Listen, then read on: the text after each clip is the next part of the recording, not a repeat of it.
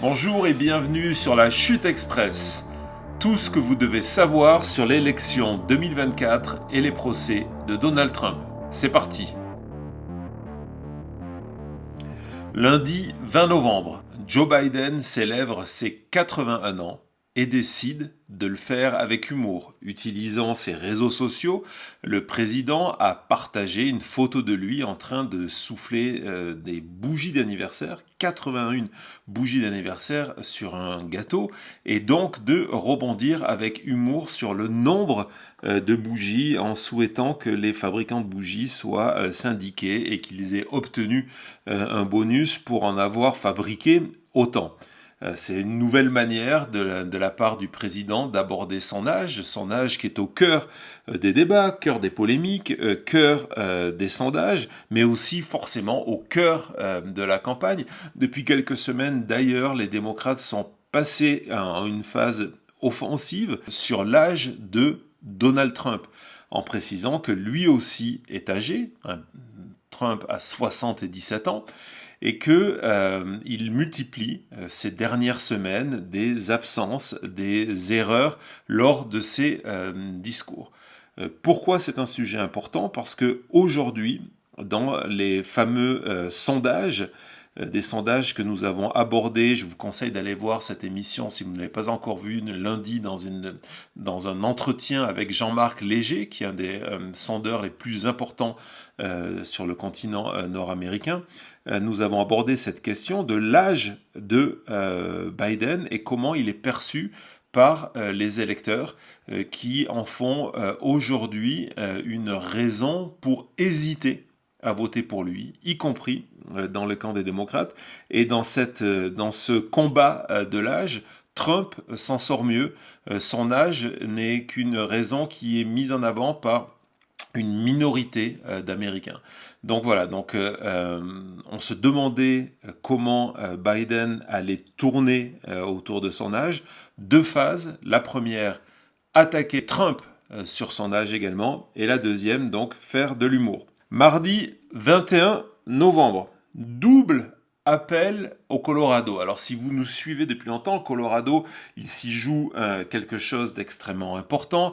Il y a une procédure judiciaire pour empêcher Trump d'être candidat en se basant sur la section 3 du 14e amendement. Il y a une dizaine de jours, la magistrate a publié un appel de plus de 100 pages, une décision de plus de 100 pages, où elle détaille le fait que Trump a participé et incité à une insurrection le 6 janvier, mais qu'il a quand même le droit de se présenter car il ne qualifie pas, d'après elle, dans le cadre de cette section 3 du 14e amendement, elle estime que la loi ne s'adresse pas directement au président et au vice-président. Et donc ce qui est intéressant, c'est que ce point minime est aujourd'hui mis en avant par les associations qui souhaitent la disqualification de Trump,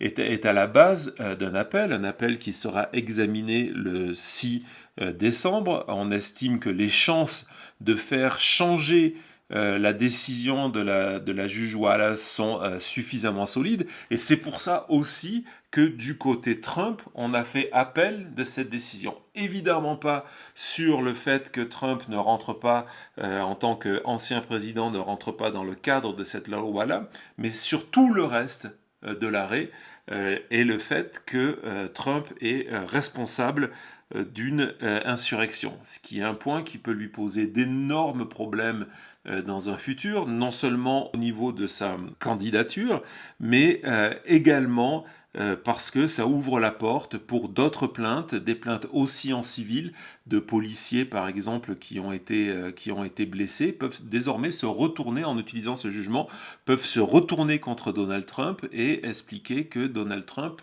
est responsable de leurs blessures ou de leurs problèmes psychologiques. Et donc, tout cela sera décidé dans les prochaines semaines, dans tous les cas avant le 5 janvier.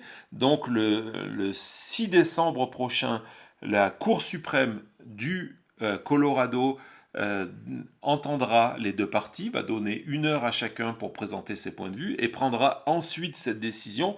On sait, dans tous les cas, que cette décision, quelle qu'elle soit, sera appelée ensuite et partira la prochaine et la dernière étape à la Cour suprême. Et donc, au début de l'année 2024, c'est la Cour suprême qui va décider si Trump a le droit de se présenter aux élections américaines. Évidemment, c'est une affaire que, à la chute, nous allons continuer à suivre avec attention.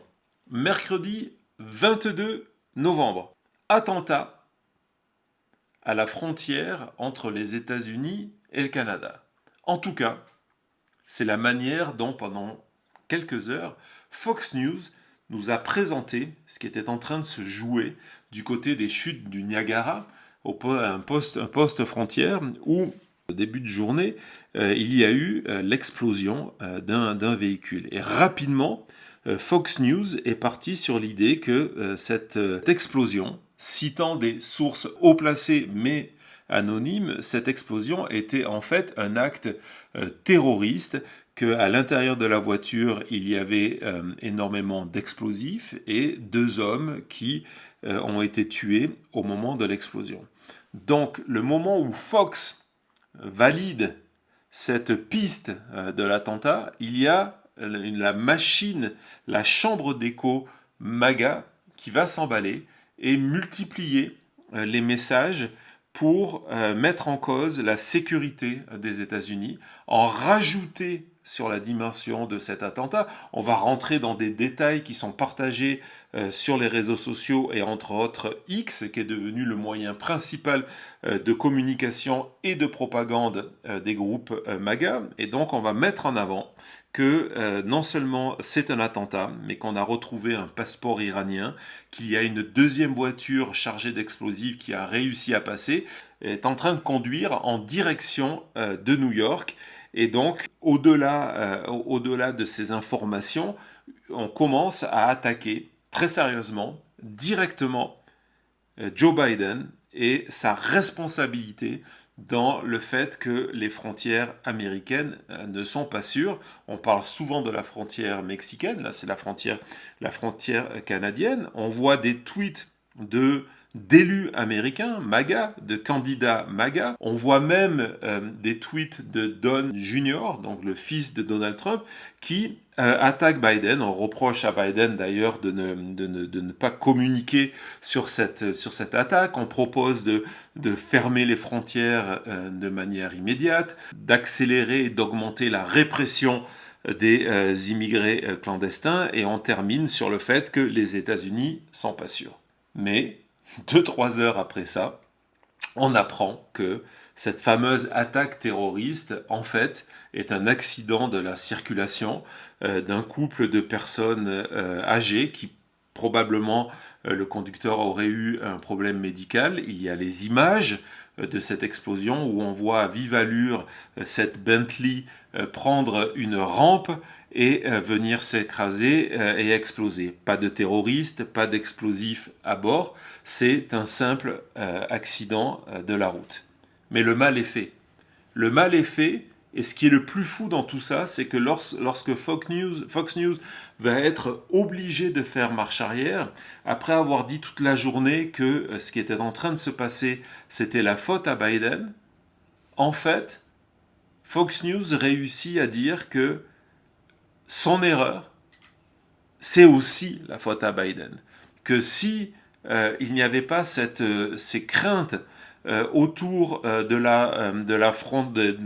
frontières américaines, autour de la sécurité des frontières américaines, jamais personne n'aurait pensé que cela pouvait être un acte terroriste. Et que donc Biden était responsable de placer les Américains dans cet état d'esprit. Pourquoi j'en parle aujourd'hui ? Parce que cela va être un des thèmes importants de la campagne, et encore une fois, c'est pour inciter à la vigilance. Comme je l'ai déjà écrit et dit plusieurs fois, on va assister à la pire campagne de l'histoire des États-Unis, et transformer un accident de la route en attaque terroriste, ça en est la preuve. Jeudi 23 novembre, Aux États-Unis, c'est Thanksgiving, c'est un jour férié, mais le département de la justice ne dort jamais. Et donc le département de la justice, dans le cadre de l'affaire de Trump, l'affaire fédérale à Washington, vient de déposer une requête utilisant un des éléments mis en avant par la procureure de New York dans l'autre affaire Trump, le procès pour fraude.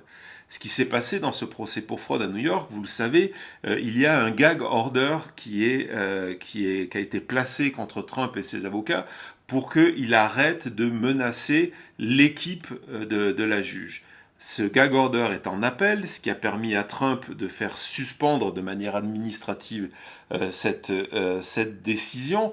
Et donc, la procureure a décidé de faire une requête d'urgence pour que cette décision administrative soit annulée. Et a donné toute une série d'informations pour montrer les effets concrets des menaces contre les employés du tribunal. Et donc ce rapport-là a été pris à Washington, dans une autre affaire, par l'équipe du procureur Jack Smith pour l'utiliser contre Trump, qui aussi est sous le coup d'un appel de son gag order à Washington, pour montrer le risque.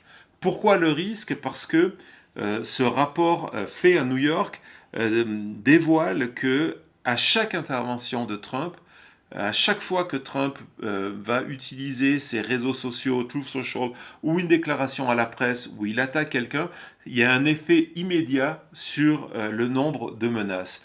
Et la transcription des menaces reçues au tribunal de New York représente aujourd'hui 275 pages de documents dont certains extraits sont détaillés. On se rend compte que c'est énormément de menaces antisémites, de menaces de mort directement.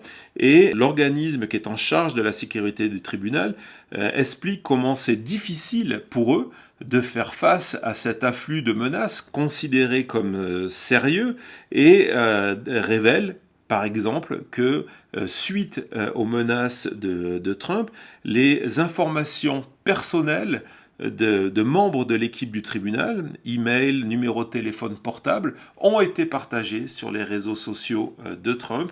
Et à cause de cela, il y a une crainte que certaines personnes qui essayent de juger Trump soient un jour attaquées. Alors ce qui est intéressant au-delà de ça, c'est le fait, comme on voit, et c'est ce qui va devenir un problème pour Trump, certes, il réussit en ce moment à gagner du temps en multipliant les procédures, certes, il a l'aide de la juge Cannon en Floride qui lui permet de encore plus gagner du temps, mais la réalité, on commence à se rendre compte que la multiplication des affaires est un véritable problème, que les découvertes des uns dans une affaire vient aider les autres dans une autre affaire.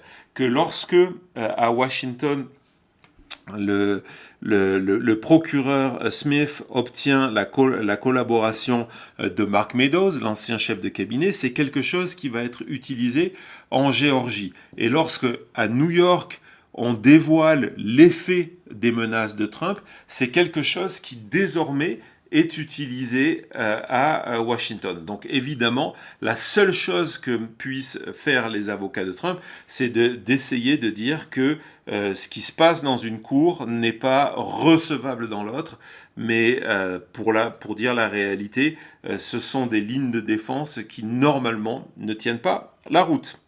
Vendredi 24 novembre. Nous sommes encore dans ce système de menaces. C'est peut-être le thème de la semaine et avec les révélations de AJ Delgado. AJ Delgado, c'est une ancienne employée de la campagne de Trump en 2016 qui vient de porter plainte contre Jason Miller. Jason Miller, en 2016, c'était celui qui était en charge de la stratégie et de la communication de la campagne Trump. C'est aujourd'hui encore un des plus fidèles alliés de Trump, et Delgado révèle comment elle a été violée plusieurs fois par Jason Miller, comment il a utilisé de l'alcool et peut-être même des drogues pour abuser d'elle. Donc elle détaille tout ça dans une plainte.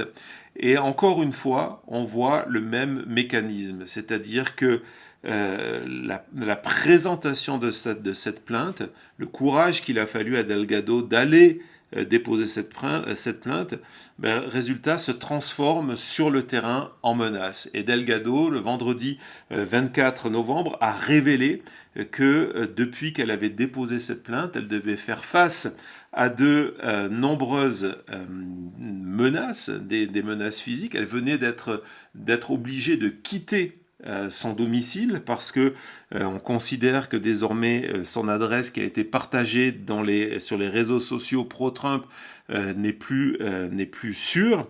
Et donc voilà, c'est au-delà de son histoire. Elle promet qu'elle a d'autres informations à sortir qui non seulement mettent en avant Miller, mais d'autres personnalités de la campagne Trump, montrent la difficulté aujourd'hui de s'opposer devant les tribunaux, de s'opposer à Trump, du courage que ça prend et des sacrifices nécessaires.